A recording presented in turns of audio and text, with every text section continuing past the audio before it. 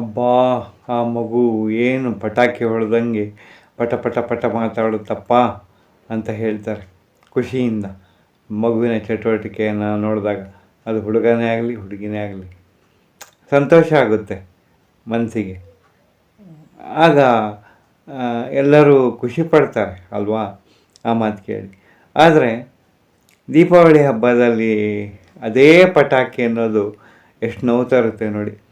ಆಟೋದಲ್ಲಿ ಪಟಾಕಿ ಇಡುವಾಗ ಸಿಡಿತ ದುರಂತ ಸಂಭವಿಸಿ ಜನ ಗಾಯಗೊಂಡಿದ್ದಾರೆ ಅಂತನೋ, ಪಟಾಕಿ ಸಿಡಿಸಿ ಇಬ್ಬರು ಮಕ್ಕಳು ಕಣ್ಣಿಗೆ ಹಾನಿ ಮಾಡ್ಕೊಂಡಿದ್ದಾರೆ ಅಂತನೋ ಈಗ ಬೆಳಗಾದರೆ ನಾವು ಟಿ ವಿ ಹಾಕಿದಾಗ ದೀಪಾವಳಿ ಮುಗಿಯೋ ತನಕನೂ ಬಹುಶಃ ಇದೇ ಸುದ್ದಿ.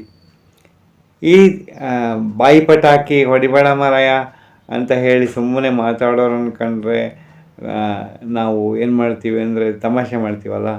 ಹಾಗೆ ಈ ಪಟಾಕಿ ಅನ್ನೋದು ಸಂತೋಷ ಕೊಡುವಂಥ ಸಂದರ್ಭದಲ್ಲಿ, ಈ ಥರ ಹಬ್ಬದ ದಿನದಲ್ಲಿ ಅಥವಾ ವಿಶೇಷ ಸಂದರ್ಭದಲ್ಲಿ ಸಿಡಿಸುವ ಪಟಾಕಿ ಪ್ರಾಣಹಾನಿಯನ್ನು ಅಂಗಹಾನಿಯನ್ನು ಉಂಟು ಮಾಡಿದಾಗ ಅದನ್ನು ಒಪ್ಕೊಳ್ಳೋಕ್ಕಾಗಲ್ಲ ಅಲ್ವಾ. ಸ್ವಲ್ಪ ಎಚ್ಚರಿಕೆಯಿಂದ ಪಟಾಕಿಗಳನ್ನು ಸಿಡಿಸಿದರೆ ಖುಷಿ ಪಡ್ಬೋದು ಒಂದು ರೀತಿ.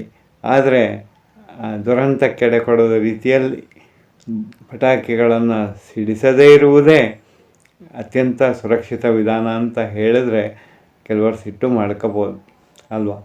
ಏನಂತೀರಾ? ನಮಸ್ತೆ.